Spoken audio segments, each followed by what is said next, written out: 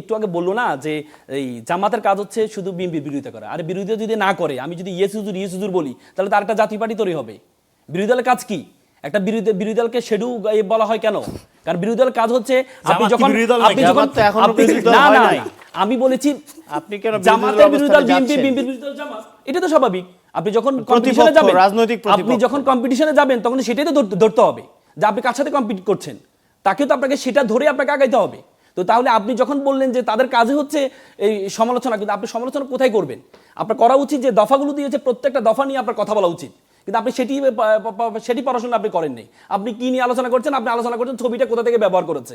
ছবির মোটিভ কি? এটা ছবি, এটাকে কজ অফ অ্যাকশন বা ছবির মোটিভটা কি ছবি? এটা এখানে কোথা থেকে ছবিটা নিয়েছেন, কোন গুগল থেকে নিয়েছেন, কোন ইন্ডিয়ান এ থেকে ম্যাপ থেকে আপনি নিয়েছেন, কি নিয়েছেন, এগুলো কোনো কথা? আপনি যখন ক্রিটিসিজম করবেন, কোথায় ক্রিটিসিজম করবেন? দফা ধরে ধরে। যে আপনি 8% স্বাস্থ্য খাতের কথা বলেছেন, এই 8% টাকাটা পাবেন কোথায়? আপনি যে 15% থেকে 10% আপনি ভ্যাট নিয়ে আসবেন, এই ভ্যাটের টাকাটা পাবেন কোথায়? কারণ জামাত হচ্ছে শুধুমাত্র প্ল্যানের মধ্যে সীমাবদ্ধ নাই। বিএনপি শুধু প্ল্যানের মধ্যে, জামাত কিভাবে এক্সিকিউট করবে, what to do, how to do, why to do, সবকিছু বলে দিয়েছেন। যে আমরা গুড গভর্নেন্সের মাধ্যমে আমরা যে প্ল্যানগুলো করেছি, আমরা স্বাস্থ্য খাতে 8% দিব। জামাত বলেছে আমরা স্বাস্থ্য খাতে 8% দিব। আমরা হচ্ছে প্রত্যেকটা জেলাতে একটা স্পেশালাইজ হসপিটাল করব, সে বাজেটটা কোথা থেকে আসবে? জামাত বলেছে শুধুমাত্র কর বৃদ্ধি করে লাভ নেই, আমাদের এখন পর্যন্ত ব্যক্তিগত কর এবং এ কর প্রায় 39% হয়ে যায়।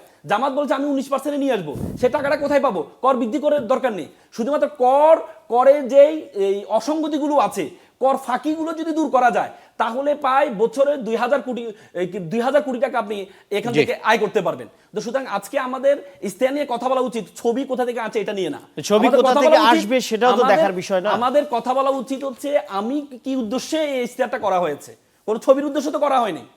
আমার যে পরিকল্পনাগুলো, এই পরিকল্পনা কোনটা অবাস্তব,